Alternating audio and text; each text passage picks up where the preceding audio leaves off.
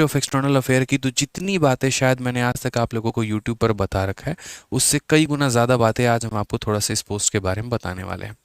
और धीरे धीरे करके हम आपको एक एक पोस्ट के बारे में बताते चलेंगे, छोटे छोटे पॉइंट करके। देखो, सबसे पहले अगर मिनिस्ट्री ऑफ एक्सटर्नल अफेयर की हम शुरुआत करते हैं तो ये एक ऐसा पोस्ट होता है मेरे भाई जिसमें आपको विदेश जाने के मौके होते हैं। और एसएससी सीजीएल की एकमात्र ऐसी पोस्ट है यहाँ पे जिससे आपको विदेश के रास्ते खुलते हैं, जिससे आप अलग अलग कंट्री में जा सकते हो। जैसे मानो आप जर्मनी में जाना चाहते हो, आप लंदन में जाना चाहते हो, ज्यूरिक में जाना चाहते हो, स्विट्ज़रलैंड में जाना चाहते हो, वेटिकन सिटी, और मेरे भाई कई सारे कंट्रीज़ हो गए जहां आप जाना चाहते हैं, तो आप यहां पर जा सकते हैं। टॉप क्लास कंट्री रशिया हो गया आपका, जापान हो गए, ये सारे कंट्रीज़ हो गए। ठीक है। ये मेरे भाई आप कब जाते हैं, कैसे जाते हैं, क्या सैलरी होती है, वो सारी बात है। मिनिस्ट्री ऑफ एक्सटर्नल अफेयर की बात करें तो अगर आप भारत में हैं, अगर आप इंडिया में हैं, तो ये आपकी 4600 ग्रेड पे की नौकरी बन जाती है। और आपका सिलेक्शन किसके माध्यम से होता है, तो सीजीएल के माध्यम से, कंबाइंड ग्रेजुएट लेवल के माध्यम से। लेकिन वहीं जब आप फॉरेन में जाते हैं तो फॉरेन में आपकी जो सैलरी है मेरे भाई, वो आपका कुल मिलाकर 4 से 6 लाख रुपए के बीच में आता है। मैंने 4 से 5 लाख क्यों नहीं लिखा है, क्योंकि कहीं कहीं कंट्री में 4 लाख मिलता है और किसी किसी कंट्री में मेरे भाई 4 से 6 लाख रुपए मिलता है। बोलोगे सर कैसे? रीज़न है, मिनिस्ट्री ऑफ एक्सटर्नल अफेयर की जो पोस्ट में होता है मेरे भाई, इसमें कोई भी टैक्स आपका नहीं लगता है, किसी भी आर्टिकल पर किसी प्रकार का कोई भी टैक्स नहीं लगता है। समझे? जिनेवा समझौता के तैयार भी एक जिनेवा का जो है मेरे भाई सम्मेलन हुआ था, उस सम्मेलन में भी ये बात कही गई थी कि अगर कोई भी राजदूत किसी भी देश में रहता है तो उसको वहाँ टैक्स देने की आवश्यकता नहीं है। ऐसा नहीं है कि आपके ऊपर टैक्स नहीं लगता है। अगर मान लीजिए कि भारत में भी अमेरिकन जो है वो यहाँ पर एम्बेसी में जो लोग रहते हैं, या एक तरीके से पाकिस्तान एम्बेसी के जो लोग रहते हैं पाकिस्तान वाले एम्बेसी में, तो वो भी यहाँ पर कोई टैक्स नहीं देते हैं, ना कोई इनकम टैक्स लगता है, ना कोई और टैक्स लगता है उनके ऊपर में। ठीक है, तो कोई उन्हें टैक्स पे करने की ज़रूरत नहीं होती है। तो एक तरीके से आप जो भी कमाते हैं वो पूरा का पूरा आपका वाइट इनकम होता है। ठीक, तो अगर मैं भारत में हूँ तो भारत में मेरी मिनिस्ट्री ऑफ एक्सटर्नल अफेयर में 72,000 की सैलरी होगी, तो वहीं पर जब मैं विदेश में काम करूंगा तो वहाँ मेरी सैलरी 4 से 6 लाख रुपए के बीच में होगी। साथ में यहाँ पर अगर हम बात करें तो वो जो सैलरी फॉरेन में मिलती है, यहाँ पर एक तरीके से जब आप फॉरेन में जाते हैं तो फॉरेन में जब आपको ये सैलरी मिलती है तो वो फॉरेन करेंसी में होती है। अगर आप मान लीजिए कि जापान में है तो आपको जो मिलेगा वो येन में पेमेंट मिलेगी, इस तरीके से करके यहाँ पे पूरा का पूरा मेरे भाई रहता है। इसी वजह से वो थोड़ा सा जो पेमेंट है वो बढ़ जाता है। दूसरा, अगर हम एमईए की बात करें तो ये एक ऐसा पोस्ट है जहाँ पर आपको कम से कम आपके 2 बच्चे हैं, 2 बच्चों को मेरे भाई आप 12वीं क्लास तक, यहाँ पर आप मेरे भाई 12th क्लास तक आप प्रॉपर मेरे भाई फ्री में पढ़ा सकते हैं। और फ्री में क्या पढ़ा सकते हैं, तो इसका जो पूरा का पूरा जो खर्चा है वो सरकार उठाती है। फ्री एजुकेशन आपको मिलता है। आप चाहो तो मेरे भाई इंडिया में पढ़ा सकते हो और आप चाहो तो यहाँ विदेश में पढ़ा सकते हो, पूरा जो खर्चा है वो सरकार उठाएगी। इसी वजह से जिससे मेरी बात हो रही थी तो उन्होंने कहा भी कि जो हमारे सेक्शन ऑफिसर हैं, क्योंकि आप लोग जो ज्वाइन करते हो एमईए में, तो मिनिस्ट्री ऑफ एक्सटर्नल अफेयर में आप एएसओ पोस्ट पे ज्वाइन करते हो, लेकिन बाद में आपका प्रमोशन होकर सेक्शन ऑफिसर बन जाते हैं। तो उन्होंने कहा कि हमारे जो सेक्शन ऑफिसर हैं उनकी बेटी खुद लंदन से पढ़ाई कर रही हैं, और इसी वजह से बहुत सारे जितने भी लगभग एमईए वाले लोग होते हैं तो वो अपने बच्चों को विदेश में ही पढ़ाते हैं। भैया जब फ्री में ही पढ़ाना है तो फिर इंडिया में क्यों पढ़ाएं, फिर फॉरेन में क्यों ना पढ़ाएं? तो उनके मन में ये इच्छा रहती है। तो कम से कम अगर आपके 3 बच्चे हैं तो सरकार 2 का खर्चा देगी, 1 का खर्चा आपको खुद उठाना होगा। 2 बच्चों को 12वीं क्लास तक फ्री में आप पढ़ा सकते हैं। आप जिस भी कंट्री में हैं उस कंट्री के टॉप स्कूल में, उसका पूरा खर्चा जो है वो सरकार उठाती है। इसके अलावा अगर मान लीजिए आपको पूरा का पूरा मेरे भाई हेल्थ का फ्री बेनिफिट मिलता है, आप यहाँ पर एक तरीके से फ्री हेल्थ ट्रीटमेंट या फ्री ट्रीटमेंट करवा सकते हैं पूरी फैमिली का अपना, आप जहाँ पर भी रहते हैं। अगर आप इंडिया में हैं तो इंडिया में करवाइए, और अगर आप फॉरेन में रहते हैं तो आप फॉरेन में करवाइए। इसका भी जो पूरा का पूरा खर्चा है वो सरकार उठाती है। इसके अलावा जो सबसे मज़े की बात आई वो मेरे भाई एक और बात जानने को मिली, वो यहाँ पर ये थी कि जैसे आपके लिए जनरली अगर मान लीजिए कि भारत में आप आईआईटी में या एनआईटी में एडमिशन चाहते हैं तो आपको एआईट्रिपल का मतलब पूरा जो कंपटीशन का एग्ज़ाम है वो देना पड़ता है और उसमें अच्छा रैंक लाना पड़ता है, तो मेरे भाई सिलेक्शन होता है। लेकिन अगर आप एमईए में हैं तो आपके बच्चों का मेरे भाई एनआईटी कॉलेजेस में, बड़े ध्यान से समझिएगा, एनआईटी कॉलेजेस में एडमिशन हो सकता है। कंडीशन ये होगा कि 12th में 50% मार्क्स हो और एआईट्रिपल का पेपर उन्होंने दिया हुआ हो। उन्होंने पास किया है कि फेल किया है वो बात की बात है, पेपर उन्होंने दिया हुआ हो ये बहुत इंपॉर्टेंट होता है, क्योंकि फ्री रिकमेंडेशंस उनको मिलता है। ठीक है। फ्री रिकमेंडेशंस उनको मिलता है, इस बात को ध्यान रखो। ठीक है, एक रिकमेंडेशन लेटर होता है, अगर वो लिख दिया जाएगा तो एनआईटी कॉलेजेस में मिलते हैं।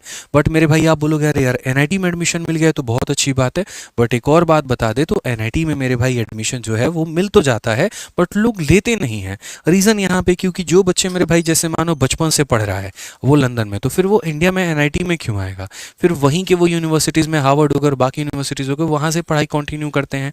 ठीक है, थोड़ी और अच्छी और उच्च लेवल की शिक्षा जो है वो प्राप्त करते हैं। बहुत कम लोग ऐसे होते हैं जो विदेश छोड़कर वापस से इंडिया में आते हैं। ठीक है, इसके अलावा अगर हम आपको बेनिफिट बताएं तो मान लीजिए कि आपका यहाँ पर जॉब लग जाता है और आपके स्पाउस यानी आपकी जो मैडम है, महिला मित्र हैं जिनसे आपकी शादी हो रखी है, अगर वो भारत में किसी भी सरकारी मंत्रालय में है, किसी भी सरकारी मंत्रालय में है, ठीक है, तो यहाँ पर उनको 6 महीने की लीव ग्रांट कर दी जाती है।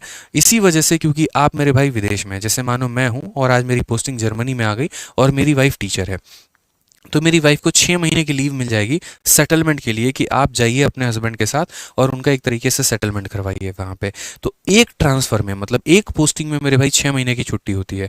मानो 3 साल तक मैं चाइना में रहा, अगले 3 साल तक मेरे भाई मैं जापान गया, तो चाइना के लिए मुझे 6 महीने की छुट्टी मिलेगी, जापान के लिए फिर मुझे 6 महीने की छुट्टी मिलेगी। ये एक अलग ही बेनिफिट होता है। ठीक है, इसके अलावा एक और चीज़ हम आपको बताएं तो जो एमईए पोस्ट में जितने भी लोग होते हैं उनको मेरे भाई देखो, इंडिया में 3 तरह के पासपोर्ट होते हैं, मैंने पहले भी बताया है। एक हमारा वाइट कलर का होता है, एक मरून कलर का होता है और एक ब्लू कलर का होता है। जो ब्लू कलर का पासपोर्ट होता है दोस्त यहाँ पे, ठीक है, मैं आपको और भी बेनिफिट्स इसके बताता हूँ, क्योंकि ये चीज़ें होती है ना ज़िंदगी में मोटिवेट बहुत करती हैं यार आगे बढ़ने के लिए। ठीक है, तो मैं आपको थोड़ा सा पॉइंट आपको और बताऊं तो जो ब्लू कलर का जैसे हमारा पासपोर्ट होता है, तो ब्लू कलर का पासपोर्ट क्या रहता है कि नॉर्मली किसी भी सिटीज़न के लिए होता है। कोई भी इंडियन सिटीज़न जो है, मैं हूँ, आप हैं, शाहरुख खान है या कोई भी है मेरे भाई, तो सबके लिए यहाँ पे रहेगा। ठीक है, सलमान खान, कोई भी हो मेरे भाई, तो सबके लिए यहाँ पे रहेगा ब्लू कलर का पासपोर्ट। लेकिन जो लोग मेरे भाई एमईए में काम करते हैं तो उनको ब्लू कलर का पासपोर्ट नहीं मिलता है मेरे भाई, उनको वाइट कलर का पासपोर्ट मिलता है। और वाइट कलर का पासपोर्ट जो होता है एक तरीके से सारे के सारे ऑफिशियल्स के लिए होता है, जो भी लोग मेरे भाई काम करते हैं गवर्नमेंट सेक्टर में। और मेरे भाई जो दूसरा होता है मरून कलर का, अगर आप करेंगे मैं आपको दिखा दूंगा, तो मरून कलर का जो पासपोर्ट होता है ना, वो मरून कलर का पासपोर्ट जितने भी डिप्लोमेट होते हैं, ठीक है, जो राज एक तरीके से डिप्लोमेट का मतलब जैसे अजीत डोभाल हो गए, आपके ब्यूरोक्रेट हो गए, जो एक कंट्री से दूसरे कंट्री किसी मीटिंग के लिए जा रहे हैं, सरकारी पर्पस के लिए जा रहे हैं, तो मेरे भाई उनको यहाँ पर ये पासपोर्ट मिलता है। ठीक है, तो अगर हम बात करें तो व्हाइट कलर का पासपोर्ट जो है वो ऑफिशियल है। ठीक है, अब इस व्हाइट कलर के पासपोर्ट का हम आपको फ़ायदा बताते हैं। अगर ये व्हाइट कलर का पासपोर्ट आपके पास है तो आप कहीं पर भी मेरे भाई जाएंगे, किसी भी एयरपोर्ट पर जाएंगे तो आपकी चेकिंग नहीं होती है। ये मैं आपको बहुत स्पष्ट रूप से बता दे रहा हूँ। बड़े से बड़ा व्यक्ति भी क्यों ना हो मेरे भाई, उसको चेक किया जाता है, पूरी चेकिंग उसकी बॉडी की होती है, उसकी पूरी लगेज की चेकिंग होती है। आपका बॉडी कोई नहीं चेक कर सकता, इस बात को ध्यान रखना। ठीक है, आप क्या कैरी कर रहे हो, क्या कैरी नहीं कर रहे, कोई चेक नहीं करता है, क्योंकि आप एक कंट्री को रिप्रेजेंट करते हैं। इसी वजह से कभी भी आप एयरपोर्ट जाएंगे, आपके लगेज की चेकिंग होगी लेकिन आपकी चेकिंग नहीं होगी। और आपकी लगेज की भी चेकिंग कई बार नहीं होती है। अगर आपने अपने गवर्नमेंट अपने अपने ऑफिस से लिखवा रखा है कि ये मेरे भाई सरकारी दस्तावेज है या सरकारी प्रॉपर्टी है, तो वहाँ पर सिक्योरिटी आपके लगेज को भी चेक नहीं करेगी। ये भी एक बात तय है। तो ये एक बेनिफिट होता है आपका यहाँ पे। आपको छोटी बात लग रही हो, लेकिन आप फील करिए कि जब आप एयरपोर्ट पर एंटर कर रहे हैं और बड़ा से बड़ा व्यक्ति भी लाइन में लग के उसका सिक्योरिटी चेकअप हो रहा है और आप यूं आते हैं और निकल जाते हैं और कोई चेक भी नहीं करता है आपको, तो एक अपने आप में पावर हो जाता है। दूसरी बात अगर हम बात करें तो और खतरनाक चीज़ें भी आपको बताने वाले हैं, और वो मेरे भाई क्या होता है, जब आप एमईए लगते हैं, जब आप एक तरीके से किसी एम्बेसी में काम करते हैं, तो एम्बेसी की बड़ी प्यारी परिभाषा होती है कि a country with in a country, यानी वो खुद में अपने आप में एक देश है। अगर मान लीजिए कि अमेरिका में इंडिया का कोई एम्बेसी है, तो वो मेरे भाई अमेरिका के क्षेत्र में नहीं है, वो अमेरिका के ज़मीन पर नहीं है, वो भारतीय एम्बेसी है, वो भारत के ज़मीन पर है। और वहाँ पर जो नियम कानून चलेंगे वो भारत के चलेंगे। एग्जाम्पल के तौर पे जैसे मानो कि मैं एमईए में as a section ASO job करता हूँ और मेरा पोस्टिंग है लंदन में, और लंदन में मैं वहाँ पर जॉब कर रहा हूँ इंडियन एम्बेसी में, और मैंने किसी का मर्डर कर दिया, एग्जाम्पल मैं कह रहा हूँ, मैंने कोई क्राइम ऑफेंड कर दिया, मैंने गाड़ी से किसी को ठोक दिया, तो मेरे भाई वहाँ पर पुलिस मुझे अरेस्ट भी नहीं कर सकती है। ये मैं आपको क्लियरली कह रहा हूँ। कोई भी लोकल पुलिस आपको डिटेन नहीं कर सकता है, अरेस्ट नहीं कर सकता है। अगर आपने बहुत एक हीनियस क्राइम किया है, देखिए 2 तरह का क्राइम होता है, एक सिविल ऑफेंस होता है, मतलब एक आपको नॉर्मल जो मतलब चाकू छुड़ा गोली वोली मारना, तो ये क्राइम हो गया नॉर्मल, और एक सिविल होता है, दोनों अलग अलग होते हैं। तो अगर किसी प्रकार का आप कोई क्राइम करते हैं तो वहाँ की पुलिस जो है, आपके अथॉरिटी यहाँ पर जो लोग बैठे हुए हैं मंत्रालय में या जो आपके मेरे भाई डिपार्टमेंट के हैं, तो उनको इन्फॉर्म करती है, और उसके बाद तब आपको वहाँ से यहाँ भारत में बुलाया जाता है और आपका जो कानूनी कार्रवाई जो चलती है वो भारत के लॉ के अकॉर्डिंग चलती है। आपको वहाँ पर सड़ने के लिए नहीं छोड़ दिया जाता, वहाँ के नियम कानून के अनुसार नहीं चलते। वैसे तो सऊदी अरबिया में मेरे भाई चोरी करने पे हाथ काट दिया जाता है, ठीक है, खून करने पे गोली मार दिया जाता है, तो एक खून के बदले दूसरा खून होना चाहिए। तो अगर वैसा होने लगा तब तो कहानी खत्म ही हो जाएगी। तो ये समझौता है मेरे भाई, इंडिया और बाकी कंट्रीज के बीच में एक समझौता है। अगर मान लीजिए कि आप कोई भी क्राइम किसी भी कंट्री में करते हैं तो आपको उस कंट्री का जो है एक तरीके से वहाँ पर मतलब उसके कोर्ट में आपकी पेशी नहीं होगी, वहाँ के नियम के अनुसार आपके ऊपर कार्रवाई नहीं की जाएगी, आपको भारत भेजा जाएगा और आपका जो भी मेरे भाई कानूनी प्रक्रिया के हिसाब से जो भी केस चलेगा वो भारत में चलेगा और सजा भी आपको भारत के हिसाब से मिलेगी, ठीक है। तो ये एक बड़ा होता है।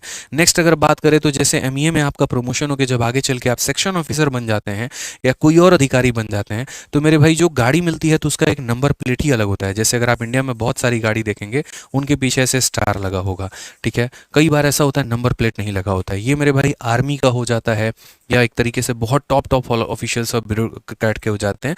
उसी तरीके से जब आप विदेश में रहते हैं तो वहाँ पर भी जो आपको गाड़ी मिलती है दोस्त यहाँ पे, तो उस पर भी ऐसा ही कुछ नंबर प्लेट लिखा होता है और उसमें किसी भी पुलिस ऑफिशियल जो है वहाँ पर उसकी चेकिंग नहीं कर सकता है, चाहे आप उसके अंदर इलीगल सामान ही क्यों नहीं कैरी कर रहे हो। मेरे भाई उस गाड़ी को चेक नहीं आप कर सकते हैं क्योंकि वो जो गाड़ी है वो भारतीय क्षेत्र में है, वो भारतीय दायरे में है। मैंने क्या कहा, a country with in a country. आप जहाँ पर खड़े होते हैं आपकी सीमा वहीं से शुरू हो जाती है, ये समझ लीजिए।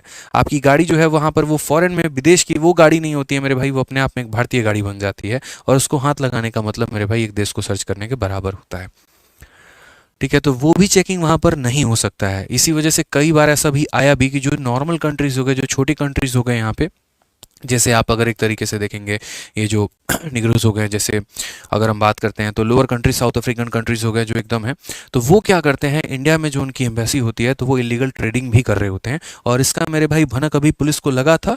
तो यहाँ पर इंडिया के भी जो लॉ हैं इंडिया के भी जो पुलिस ऑफिसर्स हैं वो उनके ऊपर एक्शन नहीं ले सकते हैं, ठीक है। वो जैसे नाइजीरियन जितने भी हो गए यहाँ पे थोड़े बहुत जो दिल्ली में अमेरिका साइड में यार कहीं कहीं पे रहते हैं, तो अभी मेरे भाई वो ऐसे ही गाड़ियों में थोड़ा बहुत इलीगल ट्रेडिंग भी कर रहे होते हैं लेकिन पुलिस उस पर डायरेक्ट एक्शन नहीं ले सकती है। तो पुलिस एक तरीके से उनके मंत्रालय में उनको पर्टिकुलरली इन्फॉर्म करती है और वहाँ का मंत्रालय उनके ऊपर कार्रवाई करता है, ठीक है। लेकिन यहाँ पर एक तरीके से अगर हम बात करें तो आप उनके ऊपर कोई एक्शन नहीं ले सकते हैं। इनफैक्ट अगर आप कभी किसी कंट्री में हैं और वहाँ बहुत हाई स्पीड में आपने जो है गाड़ी चलाई और वहाँ का जो है एक तरीके से ट्रैफिक का नियम तोड़ दिया, तो भी जो वहाँ का चालान कटेगा, जो वहाँ का पर्ची कटेगा मेरे भाई, तो आपके नाम पर नहीं कटेगा, उसका पर्ची भी आपको आके भारत के कोर्ट में भरना होगा। क्योंकि मैंने क्या कहा, जो भी नियम कानून लगेंगे वो भारत के हिसाब से लगेंगे, ठीक है। वहाँ ट्रैफिक का नियम तोड़ने का जो नियम होगा वो वहाँ के हिसाब से नहीं लगेगा, वो भारत के हिसाब से लगेगा। रेड लाइट क्रॉस न करने के लिए 4,000 रुपया भरिए, हेलमेट नहीं पहने तो इतना रुपया भरिए, तो ऐसा वाला नियम तुम्हारे ऊपर अप्लाई होगा, चाहे तो मेरे भाई विदेश में ही क्यों ना ऐसा कर दो। तो ये छोटी छोटी बातें होती हैं, एक अलग ही लेवल के बेनिफिट्स होते हैं, पर्क्स होते हैं जो आप धीरे धीरे सीखेंगे जानेंगे तो मजा आएगा, इसीलिए कहा जाता है पढ़ लो, ठीक है। अभी तो मैंने एक पोस्ट के बारे में यहाँ पर आपको बताया, अभी तो कई सारे पोस्ट हैं जिसके बारे में जानकारी अथाह है, जिसके बारे में बताना है, ठीक है। तो बहुत इंटरेस्ट आता है मुझे छोटी छोटी चीज़ों को जानने में। अक्सर कोई मुझे पूछे कि सबसे ज़्यादा खुशी आपको किस चीज़ में मिलती है, तो सीखने में, ठीक है। पहला सीखने में, दूसरा सिखाने में, दो ही चीज़ें मुझे आती हैं और मुझे इसमें बहुत मोटिवेशन मिलता है, ठीक है। जब मैं कोई कोई नई बातें सीखता हूँ तो मुझे हमेशा लगता है यार मैं आज जाके है ना बच्चों को बताऊँगा, मैं सिखाऊंगा उनको कि यार तुम जहाँ जी रहे हो, तुम यहाँ पर हो, जहाँ पर अभी तुम खड़े हो, जहाँ तुम बैठे हो, ये बहुत छोटी ज़िंदगी है। अभी तो दुनिया देखा ही नहीं है आप लोगों ने, असल में दुनिया क्या है, असल में ज़िंदगी क्या है, अभी तो बहुत कुछ देखना बाकी है, ठीक है। अभी ज़्यादा ज़्यादा होता है 10 रुपये का जाके बर्गर खा लेते हो, थोड़ा सा शॉपिंग कर लेते हो, ठीक है। लेकिन अभी तो पूरा देश दुनिया सब कुछ घूमना बाकी है यार, ठीक है। और बहुत मुश्किल नहीं है, बस एक छोटा सा एग्जाम होता है, सीजीएल का पेपर होता है, ढंग से तैयारी अगर हम करेंगे तो उसमें सिलेक्शन ले सकते हैं। कोई बच्चा फिर ये ना बोले अरे सर आप तो यूं ही छोटा बोल रहे हो, आपको क्या पता सीजीएल है। भाई साहब क्वालिफाइड हूँ, सेलेक्टेड हूँ सीजीएल से, इस वजह से कह रहा हूँ। नहीं होता तो मैं ये शब्द नहीं बोलता, सिलेक्शन लिया है, पता है रास्ते कहीं पर मुश्किल भी हैं, रास्ते कहीं पर आसान भी हैं, सबसे ज़्यादा आसान उसको आपकी डेडिकेशन बनाती है। तसल्ली से मेहनत करो, तरीके से मेहनत करो, ईमानदारी रखो अपने मन में, ठीक है। एक पर्टिकुलर रूटीन बना के रखो तो आराम से हो सकता है, कुछ भी इम्पॉसिबल नहीं है, ठीक है। क्योंकि जो सिलेक्शन लेते हैं वो किसी और ग्रह से तो नहीं आते ना भाई, वो भी तो इसी ग्रह के लोग हैं। जब उनका हो जाता है तो आपका क्यों नहीं होता, ठीक है। तो ये सारे पर्क्स जितने भी हमने गिनाए ये सब आपको मिल सकता है, और कितने, तो मात्र 1.5 साल के अंदर में, ठीक है। बाकी किसी दिन रहा तो एक डिटेल वे में आपको एक्साइज इंस्पेक्टर के बारे में ही बताएंगे, क्योंकि हम खुद कस्टम्स में एक्साइज इंस्पेक्टर हैं, तो उसके बारे में भी हम बताएंगे, उसके लिए रोक के रखें। इसके अलावा किसी भी भाई का कोई भी डाउट रहता है तो इस कमेंट बॉक्स में आप ज़रूर बता देना। अगर आपको वीडियो अच्छी लगी, जानकारी मिली, आप सेटिस्फाई हुए तो चैनल को सब्सक्राइब और वीडियो को लाइक ज़रूर कर दीजिएगा और आगे लोगों तक भी अपने शेयर ज़रूर करिएगा। ठीक है, तो मिलते हैं अगले वीडियो में।